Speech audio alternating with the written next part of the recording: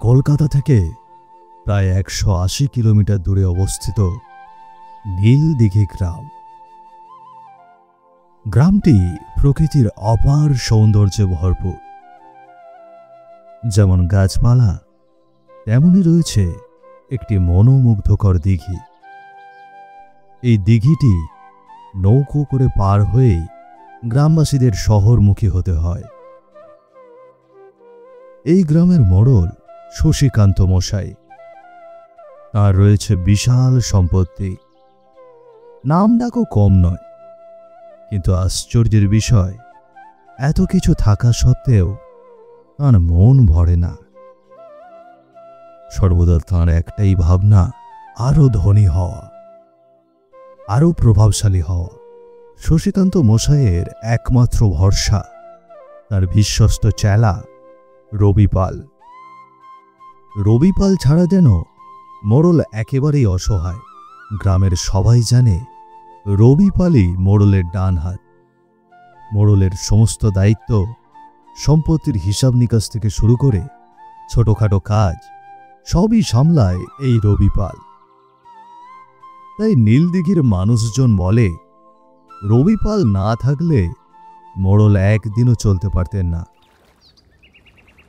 বেশ কিছুদিন আগেই সবকিছু ঠিকঠাকই ছিল, তবে আজ যেন নেমে এসেছে এক শোকের ছায়া।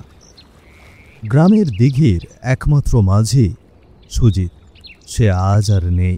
শ্মশানে তার চিতার আগুন জ্বলছিল জল জল করে। আজ ভোরে তার লাশ পাওয়া গিয়েছিল দিঘির জলে ভাসা অবস্থায়। সে ছিল গ্রামের খুবই ভালো মনের একজন মানুষ। বয়স আনুমানিক ২৭-২৮। অকালেই তার জীবনটা এভাবে শেষ হয়ে গেল, এটা ভেবে পুরো গ্রামবাসীদের মন যেন আফসোসে ভরে উঠেছিল। জ্বলতে থাকা চিতার সামনে দাঁড়িয়েছিলেন গ্রামের সম্মানীয় মোড়ল শশীকান্ত, তার সাথে তার বিশ্বস্ত অনুচর রবিপাল, আর সঙ্গে কিছু গ্রামবাসী। চারপাশে যেন নেমে এসেছিল এক গভীর নিস্তব্ধতা।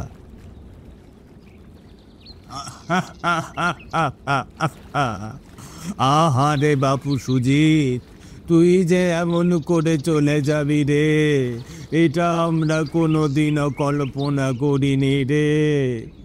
সেই ছোট্টবেলায় তোর বাবা মা মারা গেল, তারপর থেকেই এই গ্রামের মানুষদের সঙ্গে তুই বড় হয়ে উঠেছিস, আর আজ তুই এইভাবে চলে গেলি রে। ওরে সুজিত। খুড়ো, শান্ত হও গো। তুমি এভাবে উত্তেজিত হলে তোমার প্রেশার আবার বেড়ে যাবে। একটু ধৈর্য ধরো, শান্ত হও। কেমন করে শান্ত হব রে সঞ্জয়? সুজিতের বাবা যখন মারা গিয়েছিল, তখন যে আমায় বলেছিল সুজিতকে দেখে শুনে রাখতে, আর আমি তাকে কথা দিয়েছিলাম যে সুজিতকে আমি দেখে শুনে রাখবো।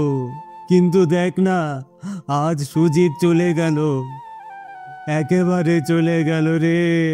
আমি যে বিষ্ণুরামের সেই কথা আর রাখতে পারলাম না রে, আর পারলাম না। কেন শুধু শুধু নিজের দোষ দিচ্ছ গো খুড়ো? শান্ত হও, তোমার কোনো দোষ নেই। হ্যাঁ, সঞ্জয় একদমই ঠিক বলেছে। শুধু শুধু নিজেকে দোষ দিচ্ছ তুমি। ভগবান যা করেন সবই মঙ্গলের জন্যই করেন খুনো। প্রায় ১ সপ্তাহ পেরিয়ে গিয়েছিল সুজিত মাঝির মৃত্যু, তবে এখনো যেন তার স্মৃতি মনে রেখে চলেছিল গ্রামের সকল মানুষ। যে ছিল গ্রামের দিঘির একমাত্র মাঝি। সবসময় নৌকা করে দিঘি পারাপার করবার পর সকলের সঙ্গে গল্প জুড়ে দিত সে। তবে আজ আর সে নেই। তার অনুপস্থিতিতে প্রায় সবাই সমস্যার মধ্যে পড়ে গিয়েছিল। কেউ আর শহরমুখী হতে পারছিল না, কারণ দিঘিতে এখন আর কোনো মাঝি নেই। এমন কিছু আলোচনা নিয়ে গ্রামের বটতলার নিচে জমায়েত হয়েছিল গুণিন খুঁড়ো সঞ্জয় ও সুমিত। ও খুড়ো, এই তো একদম নাজেহাল অবস্থা হয়ে গিয়েছে। মায়ের শরীরটা খুব খারাপ, কিন্তু কোনোভাবেই যে শহরমুখী হওয়া যাচ্ছে না। হ্যাঁ রে, কি হয়েছে রে বিমলাদির? সেই দিনই তো দেখা হলো, একদম তো ঠিকঠাকই ছিল। কাল রাত থেকে মায়ের গায়ে ভীষণ জ্বর হয়েছে বকুড়ো, এদিকে কোনো কাজকর্মও নেই। তাই কাল মাকে প্রসেনজিৎ ডাক্তারের কাছে নিয়ে যেতে পারিনি। কিন্তু বিকেলের পর থেকে জ্বরটা এতটাই বেড়ে গিয়েছে যে এখন শহরের দিকে না গেলে আর চলবে না। এই কি রে, কাকিমার যে এমন অবস্থা তা তো আগে বলিসনি। কি আর বলবো দাদা, তুমি কি কম উপকার করো আমায়?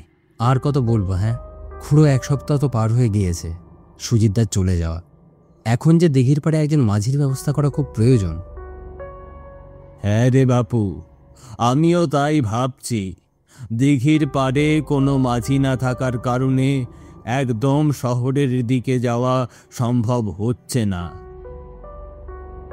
হ্যাঁ গো খুড়ো, আমারও ভীষণ শহরে যাওয়ার প্রয়োজন। সেই শহর থেকে গত মাসে শেষবারের মতো মালপত্রগুলো নিয়ে এসেছিলাম, সবই যে এখন একদম শেষের দিকে। শুধু তোরই নয় রে সঞ্জয়, গ্রামের যে বেশিরভাগ ব্যবসায়ীরই ওই একই দশা।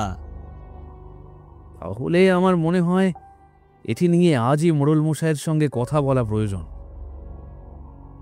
হ্যাঁ রে, আমিও সেটাই ভাবছিলাম।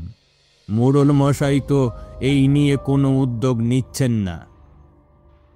এবার দেখছি আমাদেরকেই ওনার কাছে যেতে হবে। হ্যাঁ গো খুড়ো, আর দেরি না করে শিগগির চলো। মাকে নিয়ে যে আজই শহরের দিকে রওনা দিতে হবে।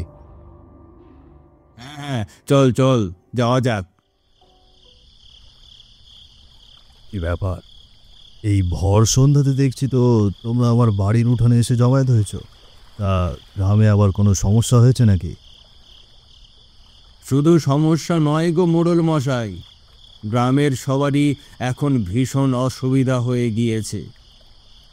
কেউ যে আর শহরে যেতে পারছে না, দিঘির পারাপারের কোনো উপায় নেই।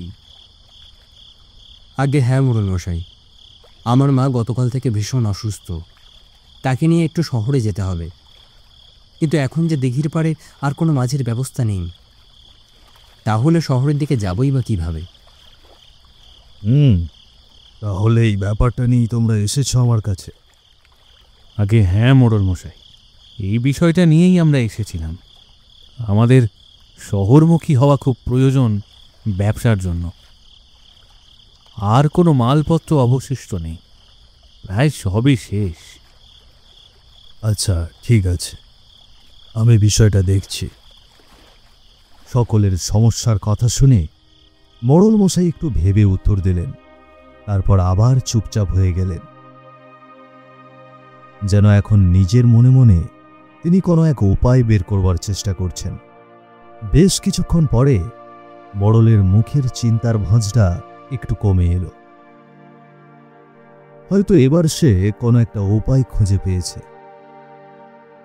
আরে বাপু সুমিত, তুই তো সুজিতের সঙ্গে প্রায়ই নৌকা চালাতিস, তাহলে তুই কেন দিঘির পাড়ে নৌকা চালানোর দায়িত্বটা নিচ্ছিস না? আপনি তো জানেনই আমি একটু জল টল দেখলে ভয় পেয়ে যাই, এই জন্যই আর কি। বাবু, ওসব কিচ্ছু হবে না। আজ থেকে তুই দিঘির পাড়ে নৌকা চালাবি। আরে সুমিত, রাজি হয়ে যা। এমনিও তো তোর কাছে কোনো কাজকর্ম নেই কদিন ধরে। তা অবশ্য ঠিকই বলেছ গো দাদা। আজ্ঞে মোড়ল মশাই, ঠিক আছে, আমি রাজি। বেশ বেশ, ভালো সিদ্ধান্ত। আর কোনো সমস্যা আছে তোমাদের? আগে না মোড়ল মশাই, আর কোনো সমস্যা নেই, এবার আমরা চলি। প্রায় 2 সপ্তাহ পর্যন্ত নীলদিঘি গ্রামের সবকিছুই শান্ত ও নীরব ছিল। সকল গ্রামবাসীর সমস্যা দূর হয়ে গিয়েছিল, কারণ দিঘির পাড়ে মোড়ল মশাই নতুন মাঝির ব্যবস্থা করেছিলেন এবং সেই দায়িত্ব গ্রামের সুমিতকেই দিয়েছিলেন তিনি। তবে আজ আবার ঘটে গেল এক নতুন ঘটনা। দিঘির পাড়ে দাঁড়িয়েছিলেন মোড়ল মশাই, গুনিন খুঁড়ো, সঞ্জয় ও সুমিত। সামনে পড়েছিল রবি পালের নিথর মৃতদেহ। আরে এ তো রবি পাল। কে কে এত বড় সর্বনাশী কাণ্ড করলো? কে রবি পালকে এভাবে মেরে ফেললো? সাহস কেমন করে হয় আমার লোককে মারার? আগে মোড়ল মশাই, আমরা তো ঠিক কিছুই বুঝতে পারছি না, এমন নির্মম কাজ কে করতে পারে? যদি একবার ধরতে পারি এই কাজ কে করেছে তার আর রক্ষে নেই। এই সুমিত, তাড়াতাড়ি যা, রবি পালের পরিবারকে খবরটা পৌঁছে দে। আজ্ঞে মোড়ল মশাই, আমি যাচ্ছি। ইতিমধ্যেই রবি পালের মৃত্যুর ঘটনাটি বেশ কয়েকদিন পেরিয়ে গিয়েছিল, কিন্তু এরই মধ্যে গ্রামে ছড়িয়ে পড়েছিল আরও ভয়াবহ আতঙ্ক। কয়েকদিন আগে রবি পালের দেহ দিঘির পাড়ে পাওয়া যায় এবং পরপর আরও 3 জনের মৃতদেহও সেখানে পাওয়া যায়। এই ঘটনায় গ্রামের সকলেই প্রচণ্ড দুশ্চিন্তায় পড়ে যায়। না না মোড়ল মশাই, এভাবে চললে তো আর দিঘির পাড়ের দিকে যাওয়াই যাবে না। আর শহরমুখী হতে হলে তো দিঘির পাড় দিয়েই যেতে হয়। তবে এখন কি করব আমরা, আপনিই বলুন। এভাবে একে একে সবাই মারা গেলে তো পুরো গ্রাম শূন্য হয়ে যাবে। কি বললে যেন তুমি? কোনো দিঘির পাড়ে গেলেই মৃত্যু, তাই না? হ্যাঁ, পেয়ে গিয়েছি। এসব আগে কেন আমার মাথায় এলো না? কি বলছেন এসব মোড়ল মশাই? আপনার কথার যে কিছুই বুঝতে পারছি না। আপনি কি পেয়েছেন, আর কি বা আগে এটা আপনার মাথায় কেন আসেনি? সবাই লক্ষ্য করো, সুজিতকে দিঘির পাড়ে নৌকা চালানোর দায়িত্ব দেওয়ার পর থেকেই কিন্তু গ্রামের একে একে মানুষ মারা যাচ্ছে। আর যে সকল মানুষ মারা যাচ্ছে তাদের সকলেরই দেহ পাওয়া যাচ্ছে ওই দিঘির পাড়েই। কিন্তু সুজিত তো প্রতিদিনই সেখানে নৌকা চালাচ্ছে, তবুও কিন্তু তার কিচ্ছু হচ্ছে না। তাহলে এতে কি বোঝা যাচ্ছে? এই হত্যার পেছনে আসল খুনি কে? সুমিত? তাহলে কি এই সমস্ত কিছু সুমিত করছে? না না না, আর এখানে একটি মুহূর্ত দেরি করা যাবে না। মোড়ল মশাই, আপনাকে এখনই যেতে হবে, এর রহস্য আজই বের করতে হবে। কিন্তু সঞ্জয়, একটি কথা ভেবে দেখো, সুমিত তো আমাদের গ্রামেই বড় হয়েছে। সে যে আমাদের গ্রামেরই ছেলে, তাকে ছোটবেলা থেকেই দেখে এসেছি। সে তো এত নির্মম কাজ করতে পারে না। আমার মন বলছে সে এমন করতে পারে না। খুড়ো, তুমি আজকালকার ছেলেদের কত দূর চেনো? সেই এসব কাজ করছে, সে ছাড়া আর কেউ নয়। আজই সব সত্যি সামনে আসবে। চলো সকলে দিঘির পাড়ে। ইতিমধ্যেই আকাশে ঘন কালো মেঘ জমে শুরু হয়েছে মুষলধারে বৃষ্টি। আর এমন সময় সকলে পৌঁছে গিয়েছিল সেই দিঘির পাড়ে। সেখানে সুমিতের সামনে দাঁড়িয়েছিল মোড়ল মশাই, সঞ্জয় ও গণিন খুঁড়ো। সঞ্জয় ও মোড়ল মশাইয়ের চেহারায় যেন ফুটে উঠেছিল স্পষ্ট রাগ। কিন্তু শুধুমাত্র রাগ ছিল না খুঁড়োর চেহারায়, কারণ সে যে বিশ্বাসই করতে পারছিল না এসব কাজ সুমিতের হতে পারে। মোড়ল মশাই, আজকে আপনারা এই সময় এখানে? গ্রামে কি কিছু হয়েছে? হয়েছে, তোর আসল রূপ বের হয়েছে গ্রামের সকলের সামনে। এসব কি বলছেন মোড়ল মশাই? আমি তো কিছুই বুঝতে পারছি না। এখন বুঝতে পারবি কেন? তুই এখন ধরা পড়েছিস। এতদিন যতগুলো মানুষ মারা গেছে সবাইকে যে তুই শেষ করেছিস, আর আমরা বোকা, তা আজ পর্যন্ত বুঝতে পারিনি। এসব কি বলছো সঞ্জয় দা? আমি আর খুনি? আমি কেন এসব করতে যাব? বিশ্বাস করো, আমি এসব কিছু করিনি। সত্যি বলছি, আমি কিছু করিনি এসব। চুপ কর বেটা, তুই যদি এসব না করিস তাহলে কে করবে? তুই তো একমাত্র যে দিঘির পাড়ে নৌকা চালাস, তোর তো কিছু হয় না। তাহলে সবাই কেন দিঘির পাড়ে মারা যাচ্ছে? বল, এখনই বল।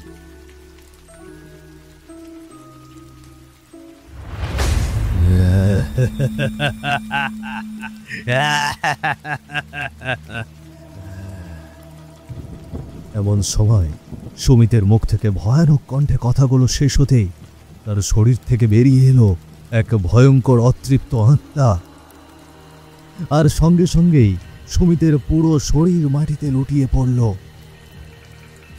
এই দৃশ্য দেখে সেখানে উপস্থিত সবাই একদম হতবাক হয়ে গেল। এ কি হচ্ছে খুড়ো? ও খুড়ো, আমার যে ভীষণ ভয় করছে। কেন রে সঞ্জয়, এখন এমন করে ভয় পাচ্ছিস কেন? তুই না এই শয়তান মোড়লের কথা বিশ্বাস করে সুমিতকে খুনি বলে দাবি করেছিলি, তবে এখন ভয় কেন লাগছে রে?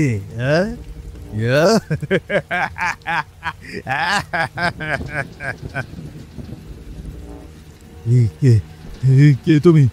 কি চাও? এসব কেন করছো? তুই আমাকে চিনতে পারছিস না রে মোড়ল? আমি সুজিত রে, আমায় চিনতে পারছিস না?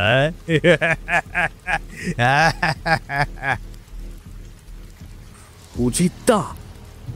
কি বললে? সুজিত তুই? কিন্তু কিন্তু তোর এমন অবস্থা কেমন করে হলো রে বাপু? তুই তো ঝড়ের রাতে জলে ডুবে মারা গিয়েছিলি। না গো খুড়ো, আমি জলে ডুবে মরিনি। এই শয়তান মোড়ল তার লোকজনকে লাগিয়ে আমাকে চক্রান্ত করে মেরে ফেলেছে। এসব এসব কি বলছিস রে? সমিতে শয়তান আত্মা আমাকে ফাঁসানোর চেষ্টা করছে। আমি তোকে ফাঁসানোর চেষ্টা করছি। তোর মরণ যে আজ আমার হাতেই নিশ্চিত। এই শয়তান মোড়ল গুপ্তভাবে রাতের বেলা তার লোকজনকে লাগিয়ে দিঘির অধিকাংশ মাছ শহরে পাচার করাতো। সেই দিন রাতে লোকজন আমার কাছে এসেছিল, বলেছিল তুমি যদি এসব মাছ নদীর ওপারে পৌঁছে দিতে সাহায্য করো, আমরা তোমাকে মোটা অঙ্কের টাকা দেব। সেসব শুনে আমি তাদের প্রস্তাব প্রত্যাখ্যান করলাম, আর তারপর আমি তাদের বিরুদ্ধে রুখে দাঁড়ালাম আর বললাম আমি সব কিছু গ্রামবাসীদের বলে দেব। আর তারপর কি হলো? আর তারপরেই এই কথা শুনে তারা মোড়লের কাছে চলে যায়। কিন্তু পরক্ষণেই যখন আমি বাড়ি ফিরছিলাম, তখন মোড়লের লোকজন আবার আমার কাছে এলো। তারা বলল একটা কাজের জন্য এখনই তাদের শহরের দিকে যেতে হবে। এটি শুনে আমি বিশ্বাস করে তাদের নৌকায় ওঠাই, আর নৌকাটি মাঝ নদীতে পৌঁছতে তারা আমাকে ধাক্কা মেরে ফেলে দেয় নদীর জলে। আর এই সবই ছিল মোড়লের চক্রান্ত। ছি শশীকান্ত, ছি! তুই এত নিষ্ঠুর, এত নির্মম লোক! তুই আমার থেকে বয়সে ছোট, তারপরও গ্রামের মোড়ল ছিলি। আর এই জন্যই তোকে আমি সর্বদা সম্মান দিয়ে আপনি করে ডাকতাম। আর আজ তোর এমন রূপ বেরিয়ে আসবে তা যেন কল্পনাও করিনি। এই তোকে আমি প্রাণে মেরে ফেলবো। তুই আমার বন্ধুর ছেলেকে এমন নির্মম ভাবে মেরে ফেলেছিস, শালা শয়তান! আমাকে মাফ করে দাও করো, আমার যে বড্ড ভুল হয়ে গিয়েছে। মাপ? কিসের মাপ? তোর মতো নিষ্ঠুর মানুষের কোনো মাপ নেই। এখনই তুই মরবি আমার হাতে।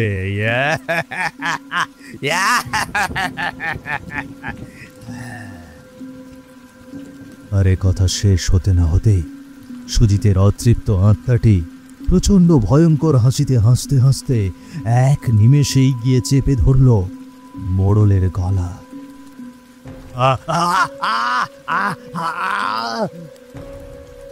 আর পরক্ষণেই সজোরে চাপ মেরে তার ঘাড় মটকে দিল, আর যন্ত্রণায় চিৎকার করতে করতে তার শেষ নিঃশ্বাস ত্যাগ করে সে মাটিতে লুটিয়ে পড়ল। শেষ, আমার প্রতিশোধ শেষ। মুক্তি, এবার আমার মুক্তি।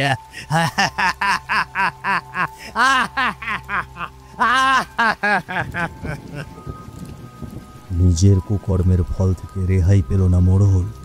শেষ পর্যন্ত তার সেই পাপের কারণেই শেষ হলো নিজের জীবন। আর তারপর সুজিতের আত্মা মুক্তি পেয়ে হাওয়ার সাথে মিলিয়ে গেল ধীরে ধীরে।